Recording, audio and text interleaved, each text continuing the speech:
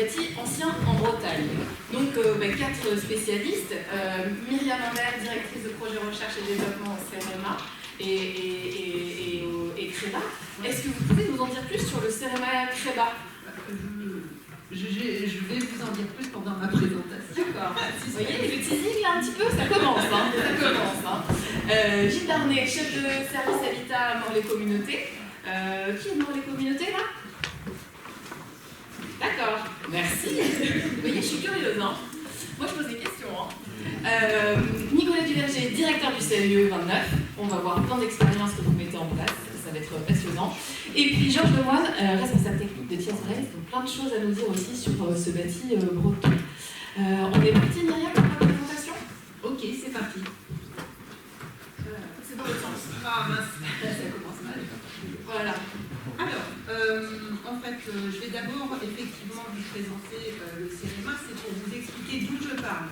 Donc moi, mon objectif là, c'est de vous présenter un peu c'est quoi le bâti ancien et de le définir. Alors le CEREMA, c'est quoi?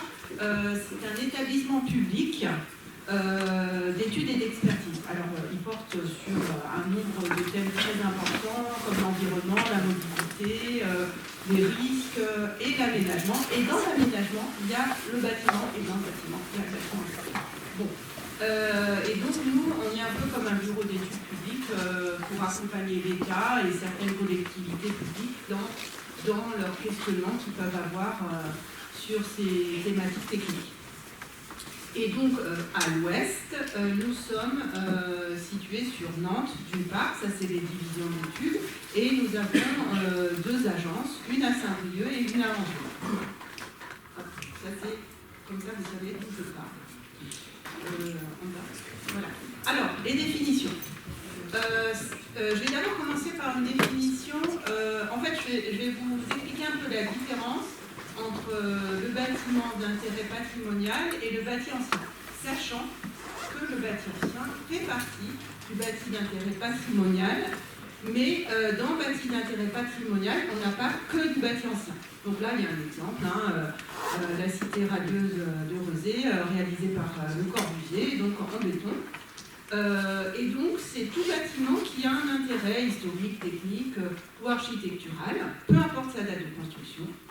Et il n'est pas nécessaire, il y en a qui sont protégés juridiquement, mais pas nécessairement.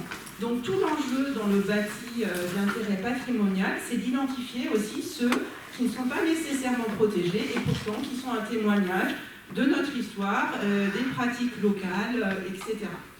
Et donc le cas particulier du bâti ancien, que je vais définir comme, et qui est défini comme ça aussi, comme la construction avant 48, et nécessairement avec des matériaux et des techniques traditionnelles. En fait, dans cette construction-là, on va utiliser les matériaux locaux, puisés, on va dire, localement, et puis aussi, on va utiliser des techniques locales. Donc en fait, ce bâti ancien est très riche parce qu'il va témoigner en fait de la diversité des différentes régions en termes de matériaux et aussi de techniques.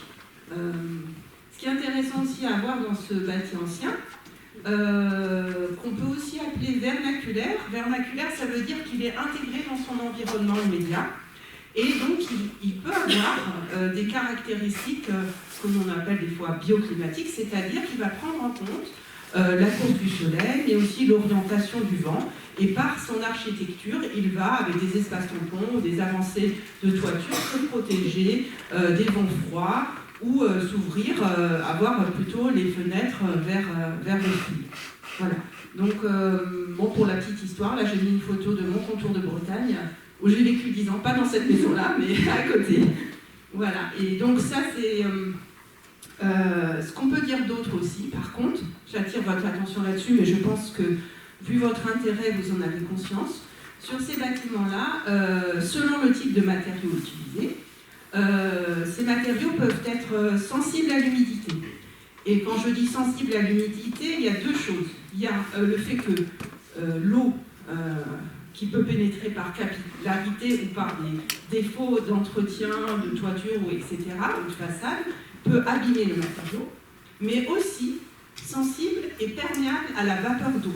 Ça veut dire qu'ils vont laisser migrer la vapeur d'eau à travers le matériau. Et celui-ci, si on utilise des techniques comme les techniques dans le neuf pour isoler ces bâtiments, on peut, pour certains matériaux, contribuer à leur dégradation. Donc il y a une vigilance particulière. On ne peut pas utiliser les techniques habituelles que l'on utilise dans le neuf sur du bâti ancien. Bon, donc ici par exemple, je laisserai peut-être Georges parler des spécificités bretonnes, mais je veux quand même dire que par exemple le pisé, la terre, les torchis sont sensibles à la vapeur d'eau, mais aussi les mortiers qu'on peut avoir entre les pierres. Voilà, donc bien retenir ça, c'est très important. Et tous ces bâtiments qui font partie des bâtiments patrimoniaux, on témoigne donc de l'histoire de notre région. Et c'est toujours très intéressant de voir comment chaque région a apporté sa petite touche dans la construction des bâtiments. Donc quelques chiffres clés, alors c'est au niveau national, je suis désolée, donc 1/3 du parc de bâtiments existants, c'est du bâti ancien. Et à noter qu'il y a une proportion non négligeable d'immeubles collectifs, donc c'est les centres urbains. Voilà, et ce qu'il y a aussi à noter, qui est issu de l'étude Battant, c'est que ces bâtiments anciens consomment, certes, c'est pas des bâtiments, quand ils ne sont pas rénovés, ce n'est pas des bâtiments évidemment basse consommation. Par contre, leur moyenne de consommation de 175 kWh par mètre carré est quand même moins consommatrice que la moyenne du parc existant, qui est à 250. C'est parce que certains de ces... Alors c'est une moyenne, donc certains de ces bâtiments peuvent consommer beaucoup plus, d'autres beaucoup moins. C'est dû à la variété des matériaux utilisés, mais ces matériaux ne sont pas aussi déperditifs que du parpaing sans isolation, par exemple. Voilà, donc ça c'est à noter. Donc oui, le CREBAS, c'était une autre question, c'est quoi ça? Donc le CREBAS, c'est un centre de ressources pour la réhabilitation responsable du bâti ancien, qui a été créé en 2016, soutenu par le programme Pacte à l'époque. Donc le CEREMA fait partie des membres fondateurs et maintenant nous avons plus d'une dizaine de partenaires. Ce centre de ressources, son objectif était d'apporter l'information pour sensibiliser les professionnels à la réhabilitation responsable ou durable, comme on dit aujourd'hui, du bâti ancien, c'est-à-dire sans dégrader, d'une part, on va dire sa spécificité architecturale et d'autre part, sans amener de pathologie à ce bâtiment. Donc c'est un site internet de manière concrète où il y a tout un ensemble de documentation disponible en fait qui est mis à jour régulièrement. On rassemble toutes les documentations qui existent sur le sujet. Il y a des fiches de retour d'expérience également qui sont assez détaillées, notamment où on détaille à la fois un diagnostic architectural, à la fois un diagnostic technique et énergétique, les travaux et comment le maître d'ouvrage s'est fait accompagner, et enfin la consommation après travaux. Ce qui a aussi d'important de ce qui a été réalisé dans le cadre de CREBA, c'est un MOOC. Donc, je ne sais pas si certains connaissent l'acronyme, donc c'est donc des cours en ligne. Et donc le MOOC sur la plateforme ADEME Bâtiment Durable, il y a un MOOC sur la réhabilitation énergétique responsable du bâti ancien.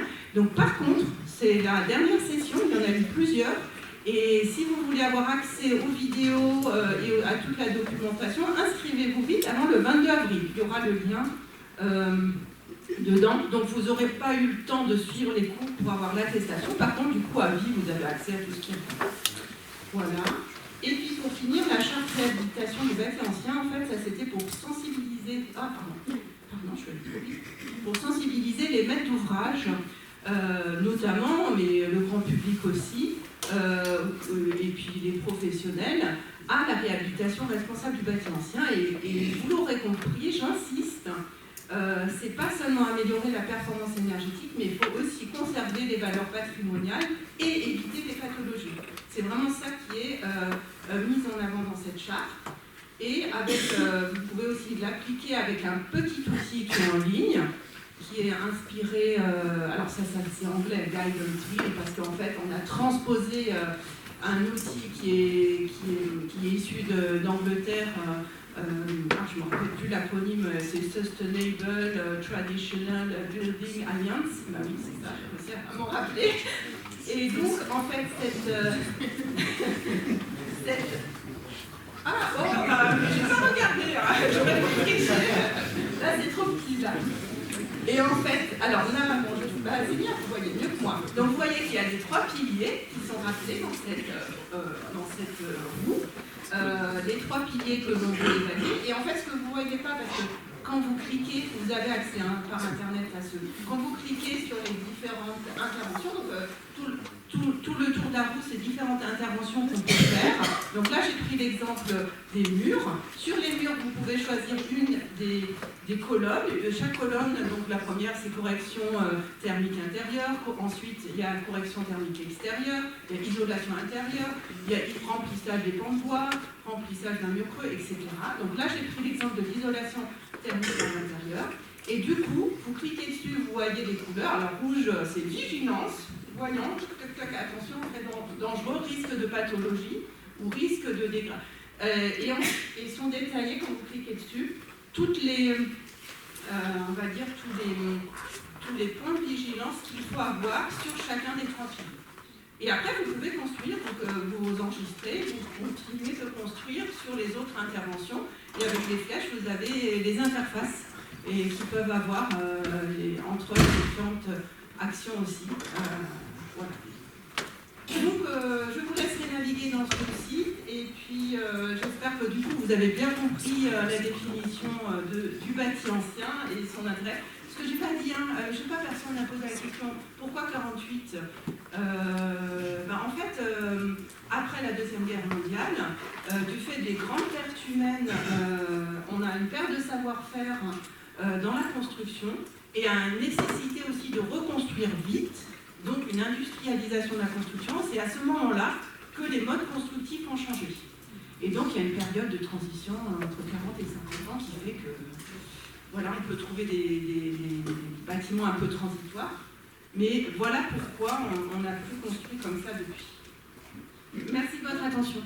Merci beaucoup Myriam. Est-ce que vous avez des questions par rapport à ce que Myriam vient de vous exposer déjà? Non? On poursuit?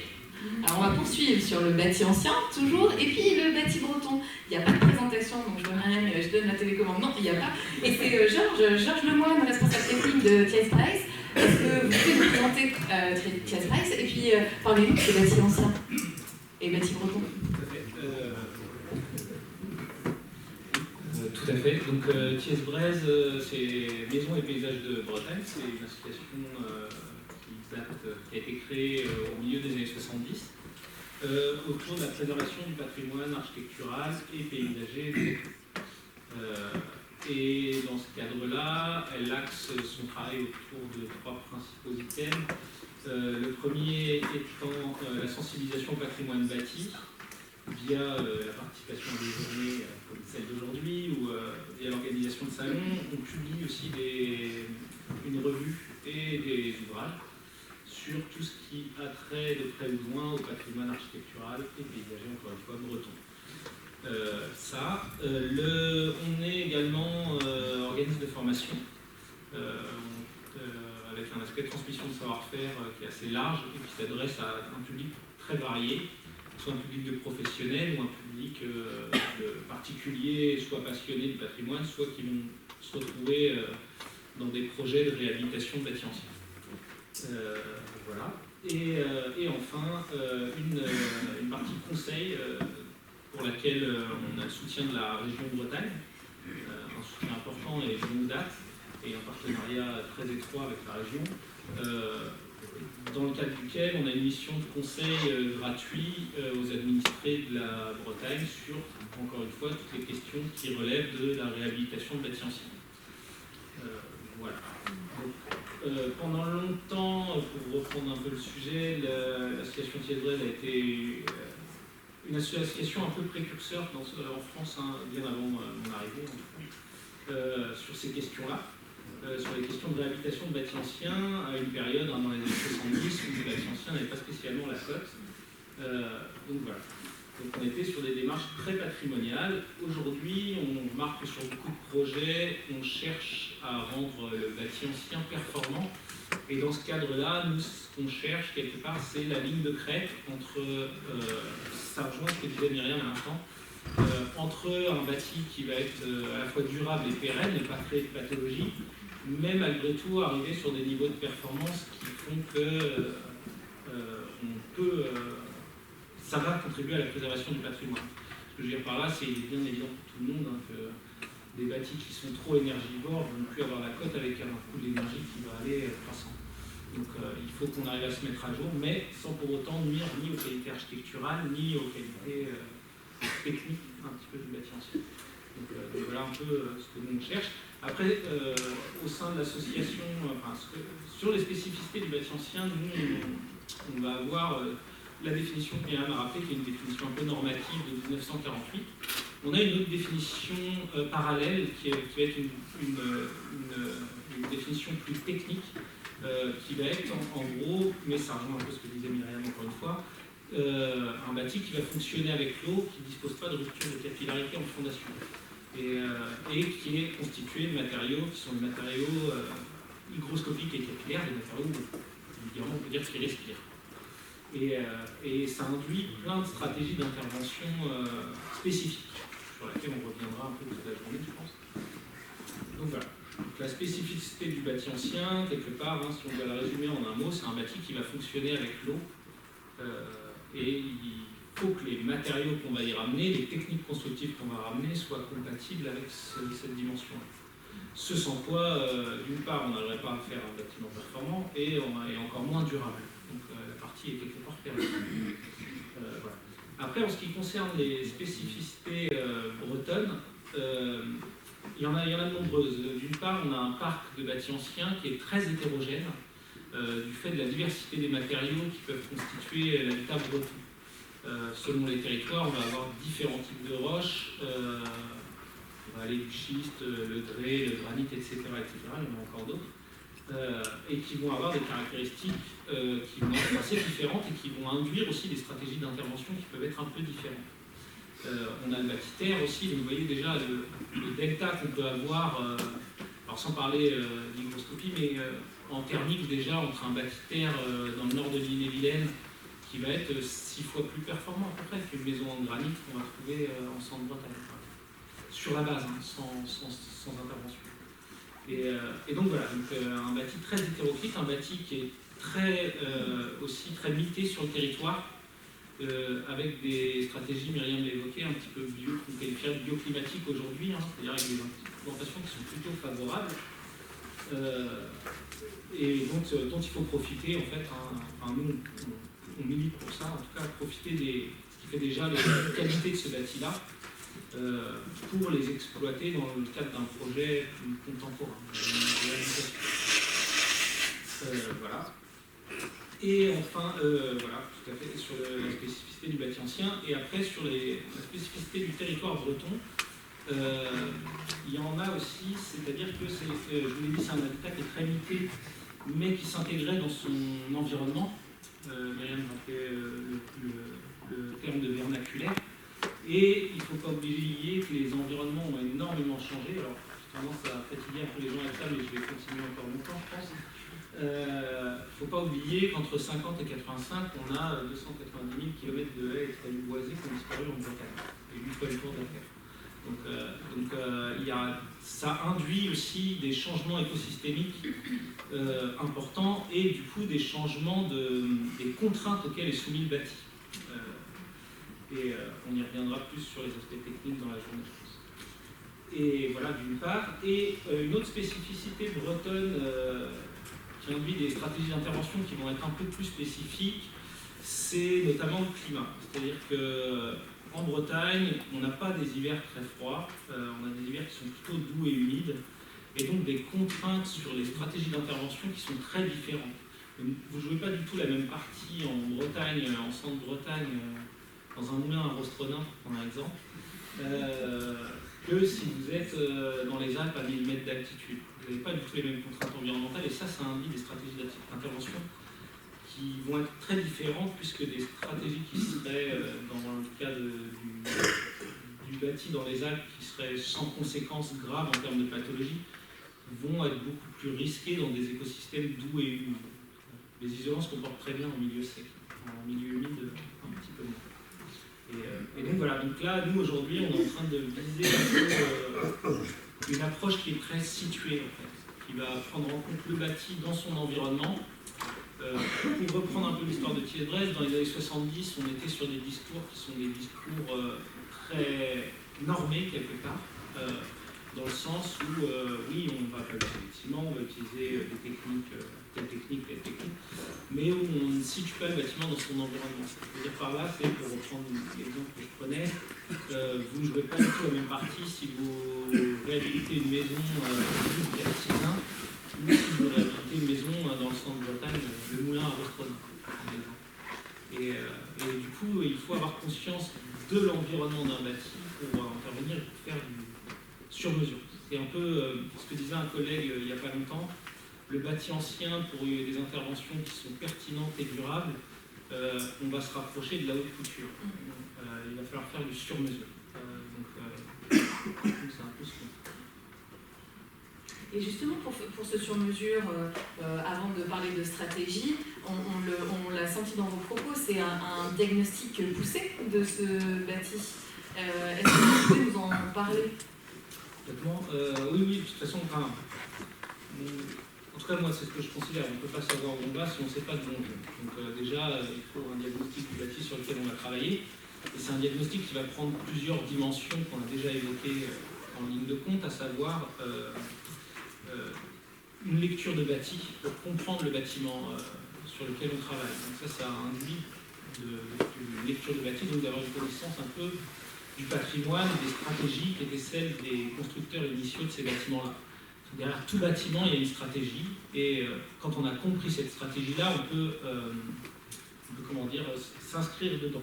Ce qui est beaucoup plus malin que de faire du hors-sol et de jouer à contre de la stratégie initiale, ce qui demande à développer des outils très importants en général, et des coûts de projet qui peuvent un peu exploser. Et donc ça, et sur les dimensions techniques, il est très important aussi de voir les désordres, les pathologies, et même, je dirais plus loin, les sources de pathologies pour anticiper des risques qui des fois sont inexistants. C'est la partie compliquée. Et donc voilà, donc le diagnostic est pour moi, devrait même être un outil obligatoire en bâti ancien pour construire un projet. Parce que sans ça, c'est très difficile. Ou alors, on va arriver sur quelque chose que les architectes connaissent bien et dont les maîtres d'ouvrage aiment beaucoup moins, c'est ce qu'on appelle les travaux supplémentaires. C'est-à-dire quand on découvre la partie, quand on est en train de la jouer, c'est pas super. Gilles Barnet, les travaux supplémentaires, ça vous parle? Ça nous parle. D'accord. Vous aimez? Non. Bon, voilà. C'était... D'accord, encore que... Pardon, Jean. Et au-delà du diagnostic, c'est qu'on fait cet état des lieux du bâtiment, et après, on a souvent une idée d'usage de ce bâtiment-là. Et c'est à la croisée, en fait, de ces deux chemins, diagnostic et usage, qu'on peut monter la stratégie. C'est comme ça que ça se passe? Complètement. Nous, on parle beaucoup d'un dialogue avec le bâtiment, c'est-à-dire quelles sont ses qualités, autant sur le plan technique que sur le plan architectural, et comment on arrive à y intégrer les désirs des maîtres d'ouvrage, et à trouver le point de connexion qu'il peut y avoir un peu entre ces deux choses-là. C'est-à-dire un dialogue entre le bâtiment et le maître d'ouvrage pour arriver sur des projets qui sont pertinents, pérennes, performants, sans pour autant nuire aux qualités architecturales et patrimoniales d'un bâtiment. Et c'est, avec une stratégie bien établie, c'est pas si compliqué que ça. Et qui assure le confort et le bien-vivre dans ce bâtiment. C'est bien ça. Merci beaucoup, Georges. Alors, je vous avoue que le sur-mesure et le dialogue avec le bâtiment, je pense qu'on est plusieurs dans la salle, on va vous piquer. On va vous le piquer. C'est certain. Je ne sais pas, vous en pensez quoi? Est-ce que vous avez des remarques déjà à ce stade ou des questions? Oui? Alors, vous parlez bien fort, et si vous pouvez vous présenter avant de poser la question, c'est parfait. Guillaume Message, je suis architecte. Est-ce que vous, dans vos fonctions de conseil, vous intégrez effectivement le volet paysager, c'est-à-dire à un moment donné, il y a un bocage à recréer. Si je vois un bocage à recréer, créé parce que le ministère de certaines tâches de l'État. Est-ce que dans vos missions, vous traitez le sujet que vous avez évoqué? Bien sûr, et même, j'irai plus loin, je commence par ça en général. C'est-à-dire, pour moi, c'est des cartes qui coûtent pas cher, qui sont durables et qui ne présentent que des externalités positives à peu de choses. Et du coup, je trouve que c'est des stratégies qui sont plus malignes et durables. D'autant plus qu'on est sur d'autres effets que sur le bâti pur et sa thermique, mais sur les conditions écosystémiques, tant en termes de biodiversité que de gestion de l'eau, que de gestion du réchauffement climatique, on en parlera aujourd'hui. Donc effectivement, pour moi, un projet se prend d'abord à l'échelle macro, à l'échelle parcellaire. On travaille plus du rural que de l'urbain au sein de l'association, en volume en tout cas. Et donc on travaille d'abord à l'échelle parcellaire pour après travailler à l'échelle du bâtiment. Sinon, ça n'a pas de sens. Merci. Une autre question, une autre remarque? Oui, bien fort, et merci de vous présenter aussi. Amélie Loisel, architecte. Je voulais savoir qui venait vers vous. Est-ce que c'est des architectes qui viennent vous chercher pour dire en maître d'ouvrage, on a besoin d'un diagnostic et on connaît ses size, ou est-ce que c'est des maîtres d'ouvrage qui viennent davantage vous chercher? Les deux. En volume, forcément, c'est plutôt les maîtres d'ouvrage, ce qui est assez logique, puisque statistiquement, on en a plus. Mais c'est les deux. C'est des professionnels, des particuliers. C'est un peu... Souvent, les leviers, alors, je ne devrais peut-être pas le dire, mais souvent, enfin, c'est moins vrai maintenant, mais il y a quelques années, c'était très vrai. C'est-à-dire que les architectes qu'on retrouvait en formation, c'était souvent pour leur projet perso. En fait, c'est ça qui induisait leur désir de formation. Non, parce qu'il faut... Non, mais enfin, il faut être honnête, c'est pas de la malhonnêteté, c'est pas ce que je suis en train de dire. Mais il y a un moment où il faut répondre aussi à une maîtrise d'ouvrage. C'est-à-dire la maîtrise d'ouvrage, elle n'est pas forcément éclairée. Et donc, sur ces questions-là, parce que c'est pas leur métier. Et du coup, nous, on amène cette pièce-là, on peut être des leviers pour ça. Et dans les maîtres d'ouvrage, c'est plutôt public ou privé? Les deux, mais bien sûr, encore une fois, pour des biais statistiques, oui, il y a plus de privé que de public. Mais non, il y a un vrai essor de la commande publique, même sur des choses où je ne pensais pas un jour voir arriver. Par exemple, aujourd'hui, je suis missionné assez régulièrement par l'armée française. Et je ne pensais pas que ce aurait été des cibles qu'on pourrait toucher. Et le retour va préconiser du Chauchamp dans les casernes militaires. Et est-ce que ça fonctionne? Est-ce que on... Oui. Et oui, ça marche. Parce que quand on fait comprendre aux gens que c'est aussi garantir la pérennité du bien et donc l'optimisation de l'argent public, il y a plus de sujet. C'est des gens qui sont très pragmatiques.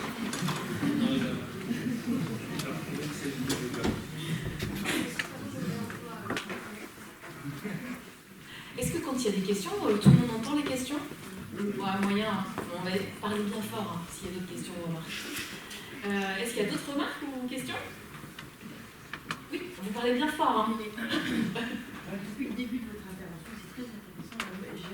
Il y a les architectes du bâtiment en France qui me trottent dans la tête là. Est-ce que vous arrivez à composer avec ces personnes?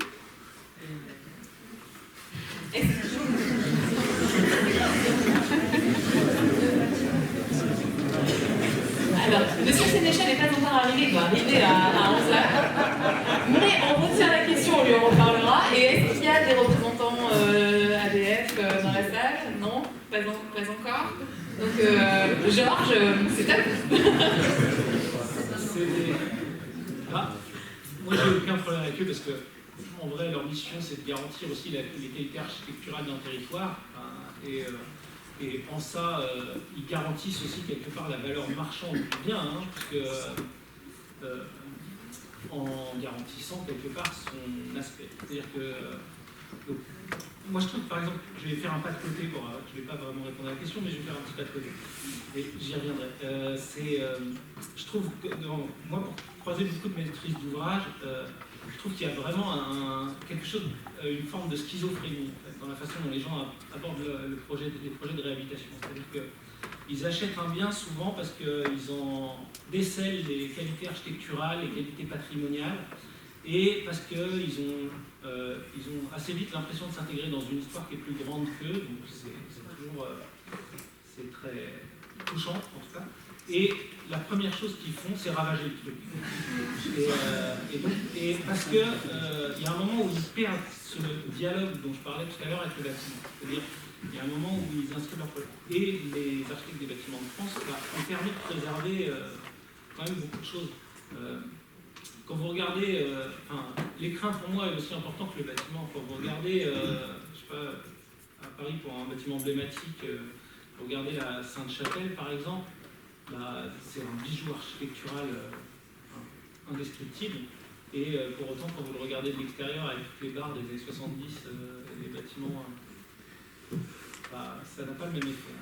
Aujourd'hui, l'effet est tout à l'intérieur. C'est un peu triste. Donc, non, et de nombreux, alors bien sûr, ils ont tous leur guide de lecture, les architectes des bâtiments de France, mais nombre d'entre eux sont quand même assez sensibles à ces questions-là. Et il y a encore une fois, il y a des compromis qui sont tout à fait prenables. Et encore une fois, s'ils n'étaient pas là, il y a fort à parier qu'il y aura beaucoup plus de destruction de ces biens-là. Parce qu'aujourd'hui, la question des économies d'énergie est une question qui est prépondérante et qui va le devenir de plus en plus. Et il est assez facile d'avoir des réponses simples à des questions compliquées, mais c'est rarement les bonnes. Et du coup, ils amènent au moins à se poser ces questions.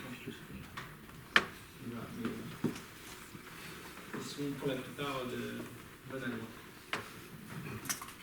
Échanger, dialoguer, comme avec le bâtiment, ça peut être... c'est ça, hein. Merci beaucoup, Georges. Allez, je vous propose de faire intervenir Nicolas Duverger, directeur du CAE 29. Vous avez la télécommande qui est là-bas. Et là, on va échanger sur le rôle du CAE et les outils et les actions qui sont mises en place par le CAE avec des expérimentations assez remarquables, en tout cas assez intéressantes. Alors, Nicolas, c'est à vous. N'hésitez pas à compléter la présentation CAE, votre présentation, si j'étais un petit peu Je vais commencer par... Je ne sais pas si c'est le micro. Si, ça fonctionne. ouais. Alors le CAE, ça veut dire Conseil d'architecture, d'urbanisme et d'environnement. Je reconnais quelques anciens directeurs de CAE ou membres actifs du réseau. Il y a 3 CAE en Bretagne. Le CAE du Finistère est le dernier né. Il a été recréé en 2014. Je me suis arrêté pour le mettre en place en 2014. On est issu d'une loi un peu ancienne aujourd'hui, mais toujours d'actualité, bien qu'on ne parle plus d'architecture, je trouve, suffisamment dans l'espace public et de manière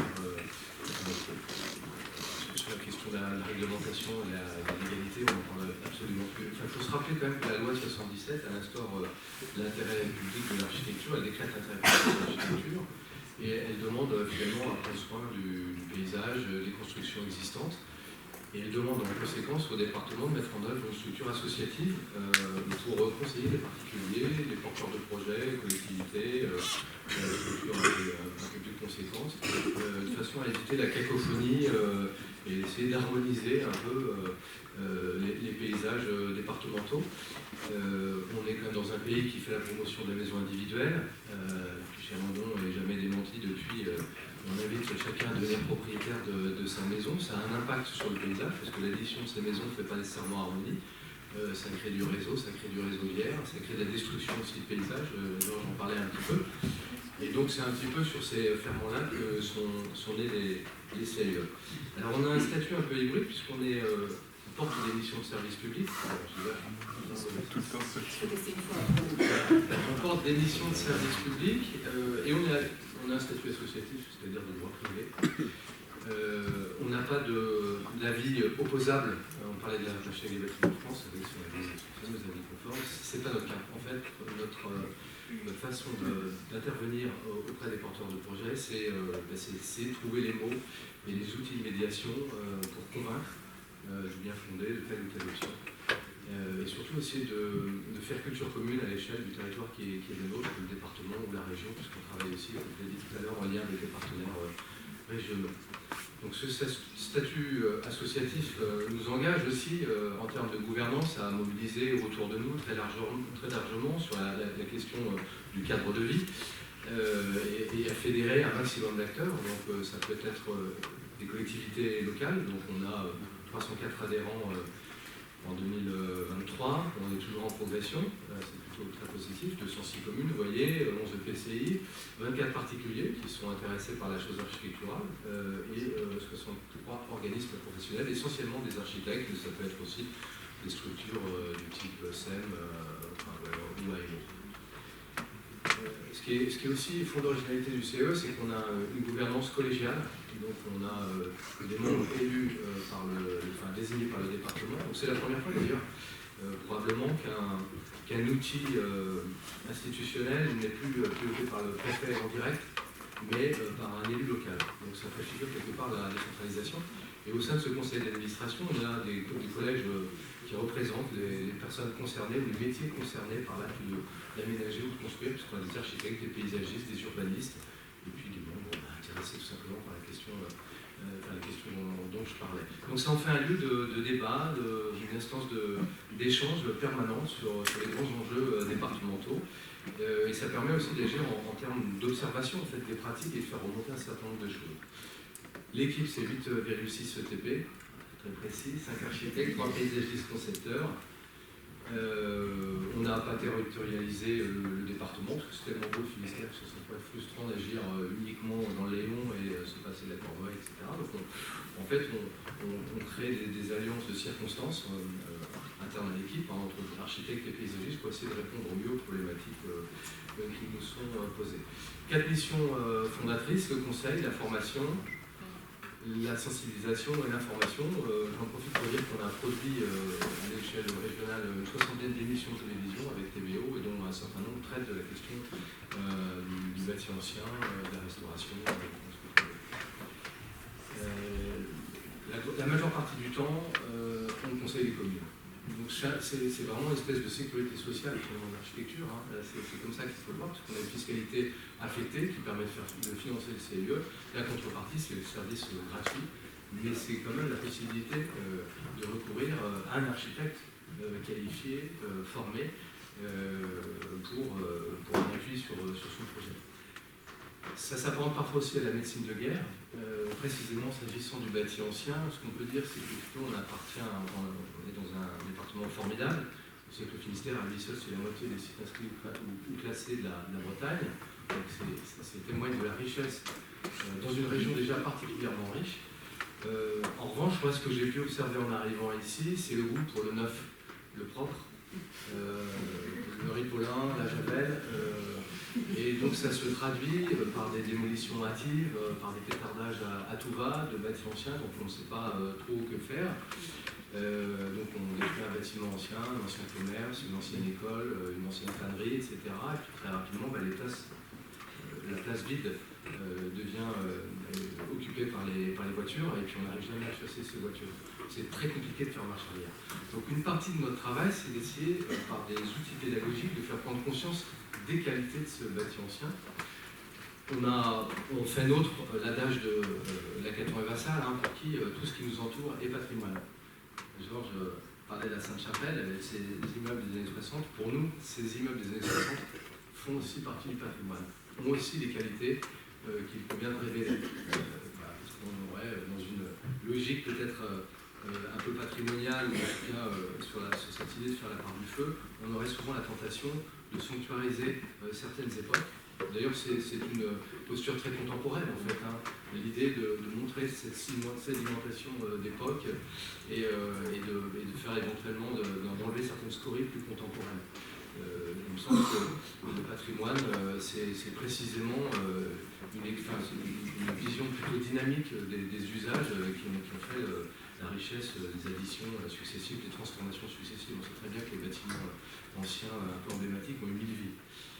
Donc voilà, notre travail au quotidien, c'est d'essayer de faire prendre conscience que le bâti ancien a des qualités propres, qu'il est rattaché à un contexte local, à des savoir-faire aussi, et que c'est de valoriser aussi cette complexité d'approche. Donc pour les collectivités, pour les particuliers, puisqu'on a aussi 8 lieux de permanence qui nous permettent de recevoir chaque année 500 particuliers, ça se traduit par des petites ordonnances de ce type-là, souvent illustrées, parfois beaucoup plus légères, et l'invitation à recourir aux personnes concernées, architectes, paysagistes acteurs, artisans qualifiés, enfin voilà toute la panoplie des acteurs du monde de l'architecture, de l'aménagement et de l'urbanisme.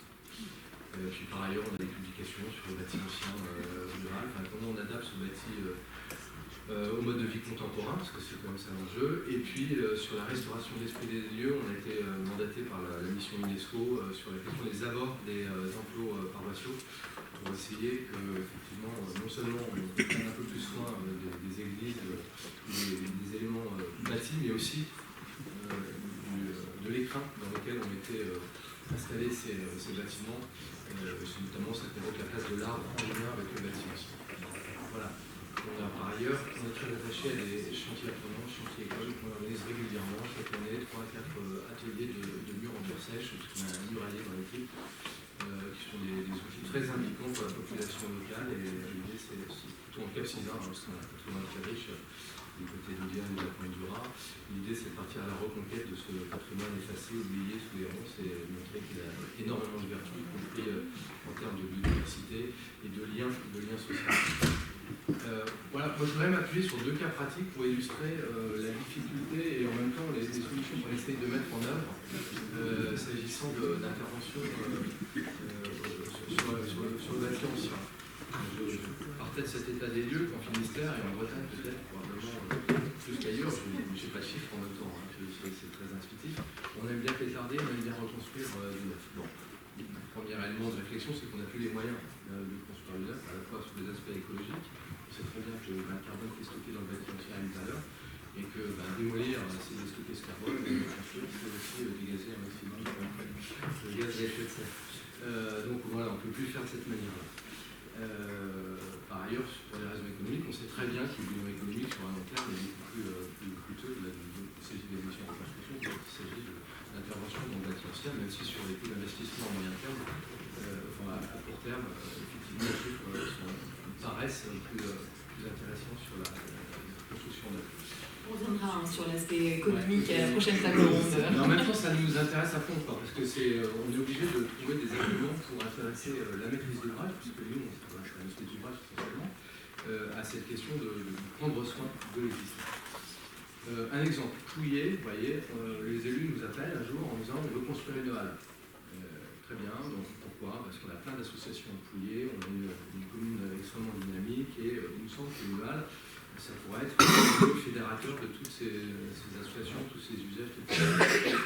Je trouve ça chouette comme programme. Il faudrait que toutes les communes, d'ailleurs, on aimerait bien porter un programme 1000 halles pour le Finistère, c'est comme il y a eu les 1000 clubs à une époque. Donc on se dit, c'est l'occasion de commencer à mettre du pied à l'édifice. Je demande aux élus de nous montrer le site, et donc on me dirige vers cette grande bâtisse, une école, vous voyez, 30 mètres de long, 2 étages, pas une fissure, fermée depuis les années 80. Et on me dit, voilà, on veut pétarder ce bâtiment-là, et on va construire là, à cet endroit-là. Alors, il y a 2 postures à avoir, effectivement. Soit on est un AMO Serville et on dit, effectivement, votre projet est super, vous allez avoir plein d'argent, etc. Et on va traquer les subventions et on va bâtir une stratégie d'émolition reconstruction. Soit il y a d'une manière plus intuitive, et c'est peut-être ce qui fonde aussi notre approche en tant qu'architecte, puisqu'on a exercé aussi et qu'on a aussi des réflexes, c'est que la question de l'espace est au cœur de nos préoccupations, de la matérialité, des savoir-faire. Peut-être qu'il y a une façon d'aborder les choses différemment, et donc on a assez vite évoqué la possibilité de transformer ce bâtiment-là, de le garder et d'y installer une halle. Et après, il a fallu convaincre, donc c'est plus compliqué, donc on référence d'opérations un peu similaires, on montre que dans d'autres endroits, on a joué ces transformations finement pour conserver les bâtiments et leur donner une seconde vie. Et puis on aborde 3 options et on essaie de les approcher de façon économique et en pesant à chaque fois, avec l'idée, dans cette pédagogie, d'éclairer au mieux la maîtrise d'ouvrage, sachant que ce n'est pas nous qui allons prendre la décision, c'est le maire. Ça a été plutôt convaincant et les élus se sont dit, effectivement, on va garder votre proposition et on va essayer d'installer les halles dans cet ancien bâtiment. Donc, première petite victoire. Ensuite, il faut organiser les choses pour que ça se fasse. C'est là que c'est un peu plus compliqué. Là aussi, il y a plein de process. On est sur des montants qui permettent de passer en procédure adaptée avec simplement un appel public à la concurrence et puis la réception des offres. C'est des personnes, structures, qui norment les choses de manière à ce que ça soit un peu organisé en loge. C'est-à-dire avec des coefficients de complexité, avec des barèmes qui rendent un peu complexe l'appréciation des propositions. Et puis voilà, c'est l'arithmétique qui désigne le lauréat de la consultation. Alors on on ne sait pas si ça sera meilleur d'ailleurs, mais bon, c'est un pari qu'on fait. Souvent, il faut avoir 3-4 fois à l'avant parce que c'est des images pour être lauréat, et en fait, ça ne garantit en rien la qualité de l'opération. Nous, on a fait plutôt le pari de dialogue, de la confiance, et donc on a proposé une remise d'intention architecturale, d'ailleurs qui s'apparente à une esquisse, avec l'idée de provisionner un peu d'argent pour rémunérer ces architectes quand même. Les élus ont joué le jeu sans barguigner en fait, parce que souvent on dit bah, ça coûte cher, on va se passer. Non, les élus ont joué le jeu sans barguigner, ont provisionné suffisamment d'argent pour payer 3 architectes. Et on a constitué un jury avec des parties prenantes extérieures, des usagers. Donc ce qui fait que ça a été aussi une séquence de débat, d'échange sur la question de ce qui fonde la qualité architecturale, la qualité relationnelle entre la maîtrise d'ouvrage et l'architecte, et puis sur les perspectives ouvertes via ces dessins sur le renouveau du lieu. Donc ça nous a permis de faire un architecte. Les architectes ont produit un dessin, un projet à partir de cette commande qui était extrêmement lâche, simplement aménager une halle dans un bâtiment existant avec une enveloppe financière peut-être 1 million d'euros et travailler des abords parce qu'il y a une activité, il y a aussi à prendre soin des sites. Alors on pense que c'est gagné, on pense que ça va être un peu tranquille, sauf que en fait, pour l'anecdote, on parlait de l'architecte des bâtiments, je pense, on est en RNU, donc ce bâtiment aurait pu être démoli sans permis de démolir. Et d'ailleurs, c'est ce qui était prévu. Là, on obtient de sauvegarder, on obtient qu'un projet dans ce bâtiment. Victoire. La secrétaire de mairie, très gentiment, période estivale, dépose le permis de construire, enfin reçoit le permis de construire et se dit je vais quand même consulter l'architecte des bâtiments de France pour avis, et même si on n'a pas d'obligation, voilà, on est en MH, l'architecte des bâtiments de France, son point de vue, c'était ce projet porte atteinte au caractère des lieux. Oups. Parce qu'on se dit, on arrive à sauver un bâtiment qui aurait pu être pétardé de manière aveugle, sans architecte des bâtiments de bois. Là, il nous. On va échanger avec le gars, c'est des femmes, ils sont pas en pâture, mais pour dire qu'il y a aussi. Il arrive à 11h. Non, pour dire qu'il y a une capacité d'échange quand même. Je vais souligner ça, mais voilà, c'est un peu dommage parce que. Finalement, période estivale, on est tous en vacances. La secrétaire de mairie accompagne en disant avis négatif du bâtiment. Moi, je suis allé au bout de la France, qu'est-ce qu'on peut faire, etc. On dépluche le truc, on soit RNU, et qu'en fait, les décisions appartiennent, relève du maire, et le maire a joué très fort voilà, cette répartition et a accepté, voilà, n'a pas tenu compte de l'idée. Vous voyez, il peut y avoir des choses trappes, des pièges qui peuvent se réduire et ça peut venir des copains, c'est ça qui voilà un rendu du projet de quelques temps et puis les travaux sont en cours. Alors une fois qu'on a fait ça, nous, CAUE, vous avez compris que nous, notre boulot, c'est à partir d'intuition, de notre connaissance d'une présence permanente et constante, parce qu'on défend beaucoup cette notion de permanence structurale, mais qui est vraiment dans l'ADN des CAUE, puisqu'on est là en permanence pour aider. Il faut essaimer, il faut capitaliser sur cette petite victoire. Donc on a un observatoire des CAUE national sur lequel on va verser cette opération, donc ça le rendra visible aux yeux de la communauté, des gens intéressés par la question de l'aménagement, et puis on va le faire visiter très prochainement. Puis au-delà de ça, les solides ont été récupérés, les vieilles solides en 2023 en Pichepin, et on va faire des ateliers immobiliers avec les habitants en septembre. Donc on va aussi contribuer à la vitalité finalement de ce lieu, à la mise en mouvement de ce lieu par des implications. Je suis très trop bavard. C'est intéressant, mais on va faire rapidement s'il y a autre chose à dire. Mais... Non, je veux pas mais je veux bien qu'on passe effectivement. En tout cas, merci beaucoup pour ce retour d'expérience et puis pour la présentation du CAUE. Est-ce que vous avez... On verra pour le deuxième. On verra. Est-ce qu'il y a des remarques ou des questions? Non? Le deuxième? Alors on va d'abord... je dis pas non pour le deuxième en fonction du temps. Voilà, parce que je suis maître du temps et je suis très sympa en plus. Gilles Bernet, chef de service habitat, membre des communautés. Je voulais vous donner la parole parce qu'effectivement, vous représentez finalement la communauté de communes de Morlaix, donc avec un bâtiment. Vous n'êtes à maire, mais vous représentez la communauté de communes de Morlaix par rapport à cette question de bâtiment. Et moi, je ne connaissais pas Morlaix, enfin j'étais passée rapidement quand j'étais plus jeune. Bâti ancien, on a beaucoup. Il y a des véritables enjeux pour une com comme la vôtre. J'imagine qu'il y a une obligation, enfin en tout cas une nécessité de travailler ville, communauté de communes. En tout cas, c'est l'idée qu'on s'en fait. Et comment vous fonctionnez? Qu'est-ce que vous mettez en place? Et qu'est-ce que vous avez envie de nous partager sur ce bâti ancien? Je voulais juste vous témoigner déjà qu'on peut s'intéresser aux bâtiments anciens depuis longtemps. On peut trouver que c'est passionnant parce que moi, je suis tombé dans le bâti ancien à l'occasion de mes études à l'Institut de l'architecture de Brest. C'était hier, ça. C'était au siècle dernier. Voilà. Et travailler notamment dans deux CLE et que l'ensemble de ces projets, en fait, on peut aussi travailler. Ce qui m'intéresse, en fait, juste à ce qui s'est dit autour de la table tout de suite, c'est la complémentarité des différents intervenants. Et j'ai pris pas mal de notes parce que dans le vocabulaire, quand les collectivités interviennent, on a un peu le même vocabulaire, mais on le dit un peu différemment.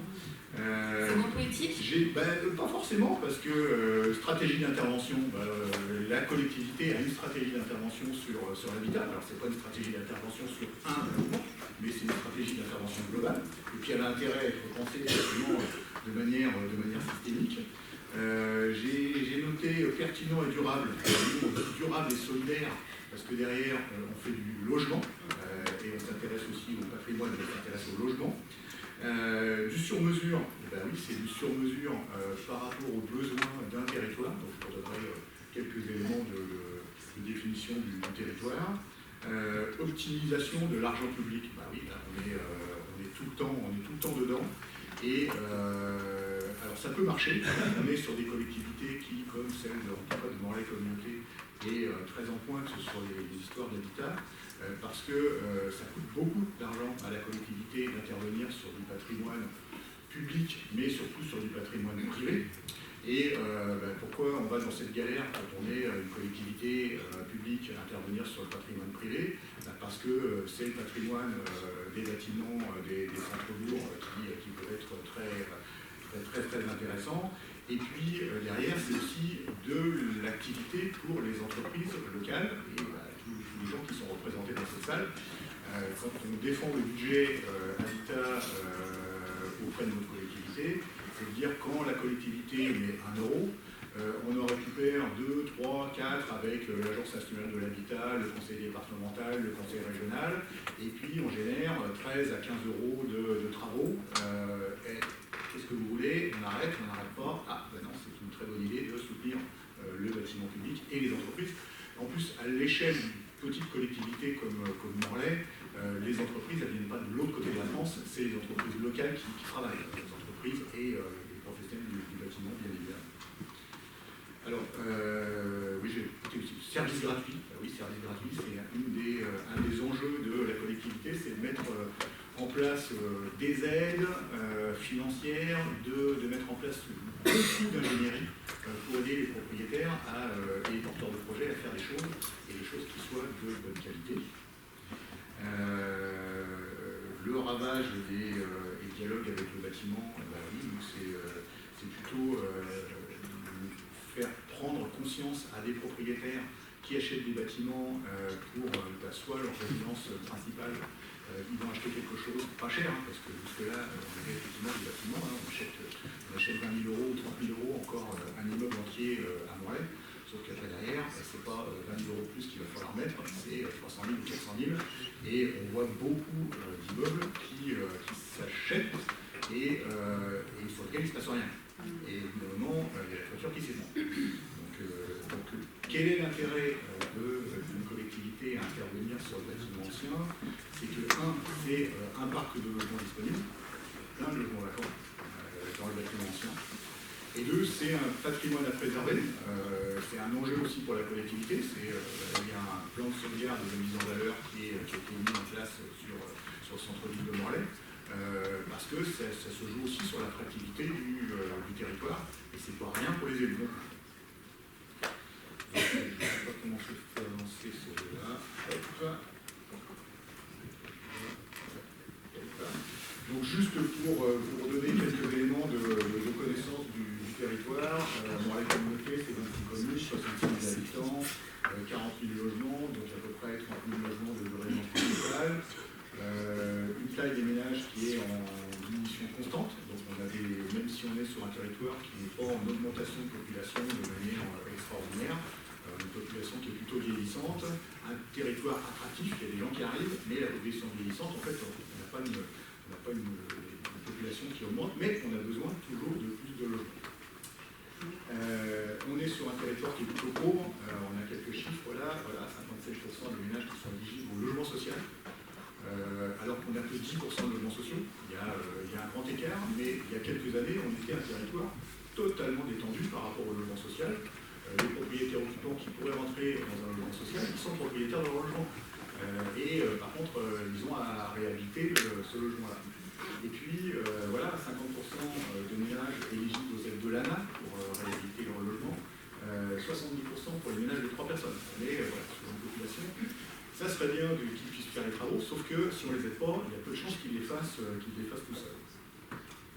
Le parc de logement, je ne reviens pas, 40 000, 72% de propriétaires occupants, 93% de maisons individuelles, un parc plutôt vieux, 75% avant 75%, de la copropriété, ce qui supporte aussi les interventions sur les bâtiments, et puis voilà, un parc important de logements verts. Le contexte national compliqué que vous connaissez à peu près tous, hein, là on était sur un territoire où il n'y avait pas de tension de marché il y a quelques années avant Covid. Trouver un logement pas cher, trouver une location pas chère, acheter un bout de terrain, acheter une maison, tout allait bien. Aujourd'hui, c'est beaucoup plus compliqué. Le Covid est passé par là, la crise économique est passée par là. Le logement social, les gens ne tournent plus dans le logement social. Donc, il y a toujours besoin de plus de logements sociaux. Il y a besoin de réhabiliter ce parc de logements sociaux et puis d'intervenir sur les parcs anciens. Difficulté d'obtention des prêts, forte augmentation des coûts des matériaux, vous devez en savoir quelque chose. Difficulté d'obtention des devis et durée restreinte de leur validité, ça c'est quand on monte des dossiers de demande de subvention, c'est compliqué pour les gens. Alors déjà, c'est une usine à gaz de l'Agence nationale de l'habitat, on est là pour essayer de mettre de l'huile dans les rouages, mais voilà, c'est comme ça. Et puis en même temps, on a ce genre de difficultés. Et les dispositifs ANA, on ne fera pas un cours sur les dispositifs ANA parce que déjà, des fois, nous, on a du mal à comprendre. Et on essaye de mettre en place des choses qui vont bien, encore une fois, pour réhabiliter l'existant et en faire quelque chose.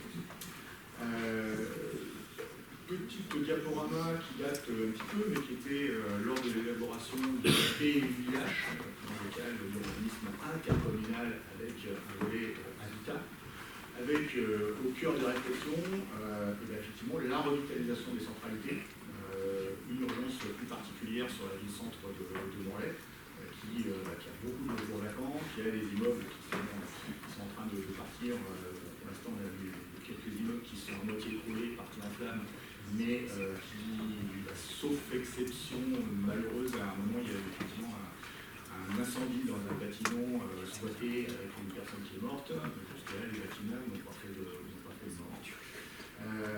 Une maîtrise de consommation de l'espace.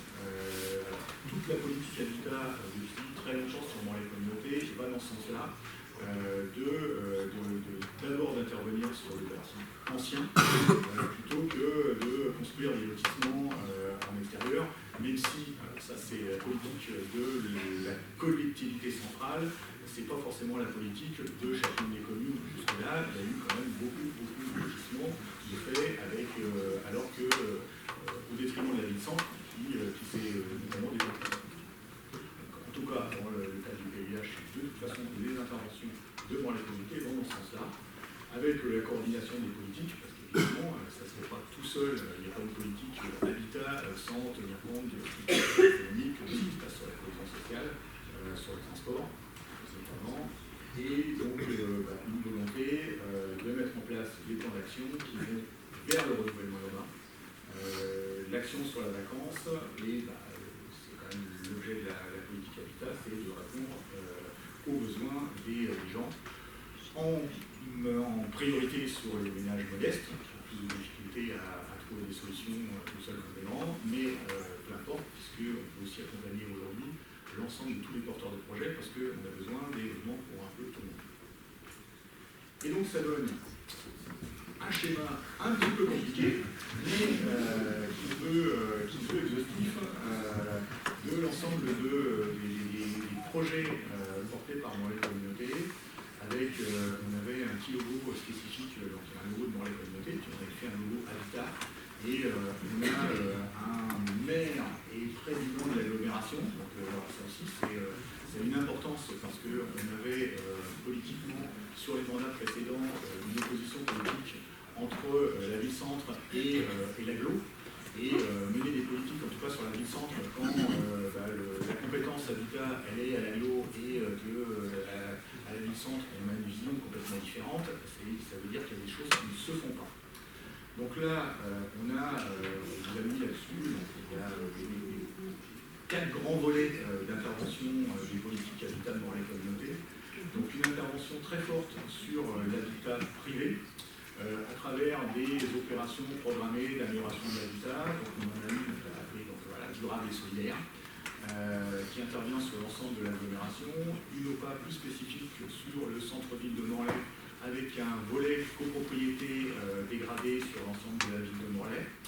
Et une aide à l'accession. Alors, on disait effectivement à un moment, il faut accompagner aussi les porteurs de projets. Et on avait mis en place une aide à l'accession, ça existe sur beaucoup de territoires. Dans pas mal de territoires, c'est une aide à l'accession en direction des primo-accédants, y compris sur Terre du Neuf.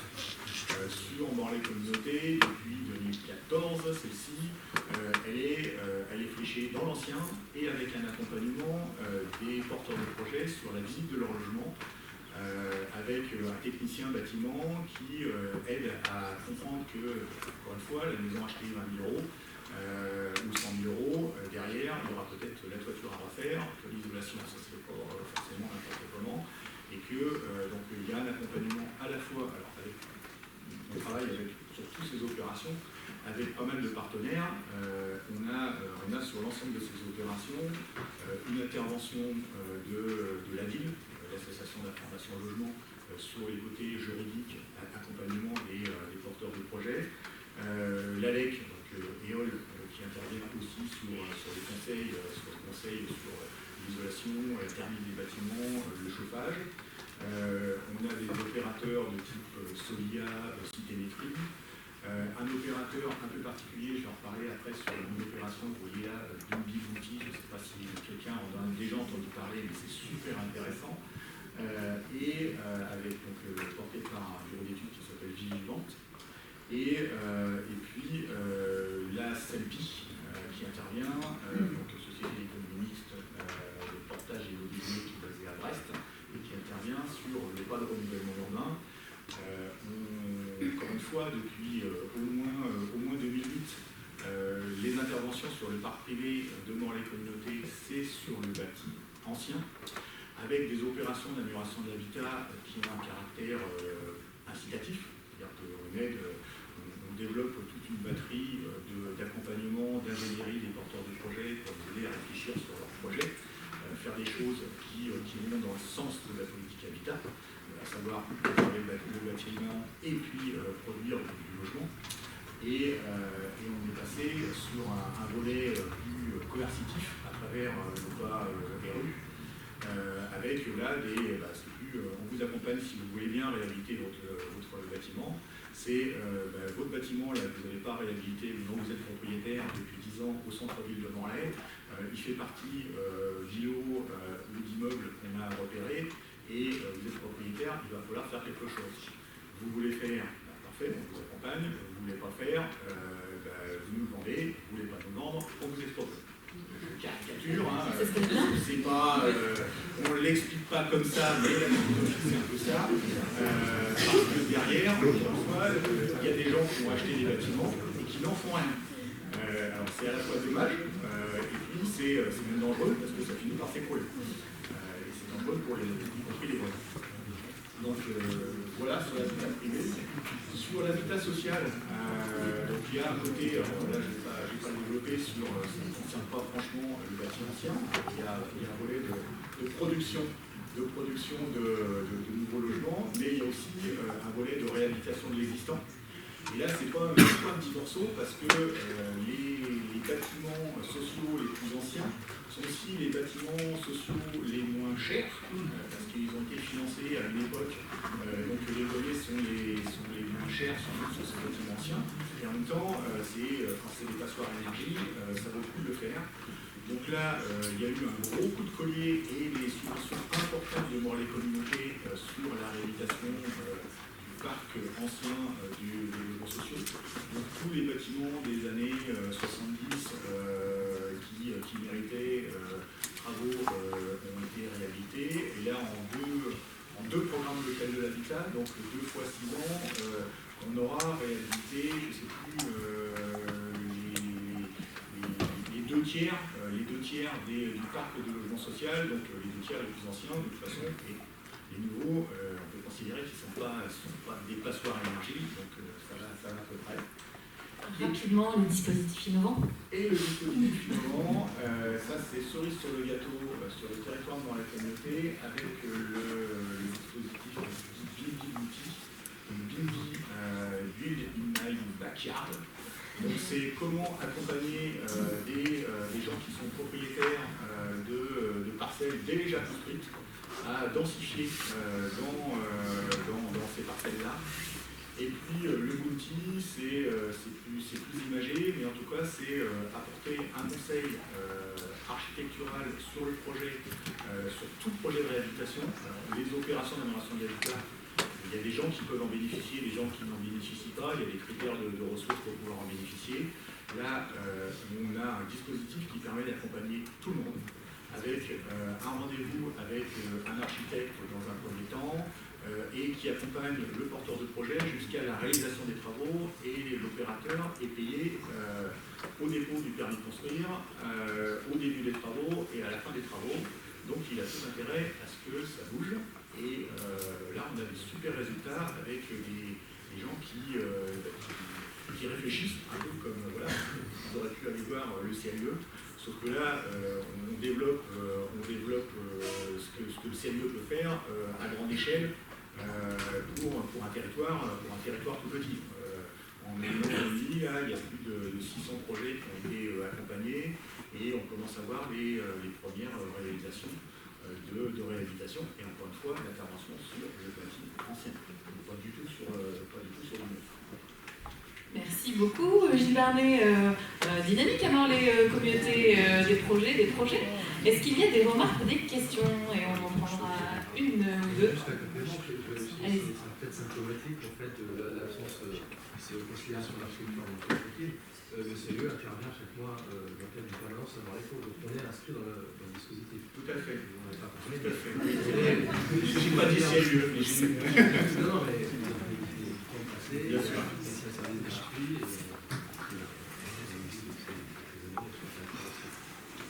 Merci pour cette précision. Allez-y, présentez-vous et les raisons. Comment faites-vous pour identifier les logements vacants parmi ceux qui ont surpris? Et ensuite, comment faites-vous pour essayer d'inciter, vous en avez déjà un petit peu parlé, mais inciter les personnes à rénover ou à vendre leurs biens? Ce qu'on fait pour inciter, pour repérer les logements vacants, je dirais à la limite, j'adore le repérage, sauf qu'il y en a tellement que ça ne sert à rien qu'on sache exactement où sont les logements vacants un par un. On y perdrait. J'ai déjà travaillé sur des études dessus. En tant que bureau d'études, j'adorais faire ça parce qu'on était payé. Sauf qu'en tant que collectivité, c'est la belle affaire. C'est comme repérer les logements vacants, comme repérer les logements indignes. On peut y passer une énergie de fou. L'important, c'est ce qu'on fait derrière pour effectivement que ça sorte. Et ce qu'on fait derrière pour que ça sorte, c'est tout ça. Et derrière tous ces mots, ces acronymes et tout, c'est de l'ingénierie avec du temps disponible de la CELPI, du temps disponible de Solia, du temps disponible de Morlaix Communauté pour renseigner les gens, savoir comment ils peuvent être accompagnés, et du dispositif Bimbi-Bouti, parce que là, le dispositif Bimbi-Bouti, c'est juste génial sur notre territoire, c'est qu'un porteur de projet, il veut même construire un carport. On va prendre un rendez-vous, on va discuter avec lui. Derrière le carport, il y aura forcément autre chose sur son bâtiment. Et de quelqu'un qui va discuter sur Ah, mais moi je veux juste réhabiliter et faire l'isolation thermique de ma maison. Ça va jusqu'à une discussion. Ah ouais, mais comment vous allez financer? Alors est-ce que vous avez le droit des aides de l'ANA, machin, pourquoi pas? Ah bah oui, mais en même temps ça coûte à peu près 15 000 €. Ouais, mais votre terrain il est grand. Et votre terrain il est grand, si vous en vendez un bout de parcelle de 300 mètres carrés, ça va justement vous rapporter à peu près 15 000 €. Ah ouais, mais j'ai pas envie de mettre n'importe qui sur ce terrain-là. Bah oui, mais vous m'avez dit dans la conversation que votre nièce cherchait à construire. Ah, bah tiens, ah bah oui, c'est une très bonne idée parce qu'en plus j'adore faire la cuisine avec ma nièce. Donc voilà, c'est tout cet accompagnement de façon à donner envie. Et là, on est sur le donner envie de réhabiliter le patrimoine. On est sur un vrai dialogue, enfin un vrai dialogue avec le bâtiment, avec les usagers, avec les services qui accompagnent. Sauf ceux qui déclinaient un peu sauvagement en disant on va vous obliger à faire. La plupart du temps, c'est on vous accompagne pour faire ce que vous avez envie de faire et de réfléchir à vos besoins. L'architecte là, vous connaissez tous des gens qui viennent avec des projets. Le projet, c'est pas le meilleur. Donc à un moment, c'est aider à réfléchir au projet qui va bien. Merci beaucoup. Il est temps de clôturer cette conférence d'ouverture. Merci beaucoup à tous les quatre.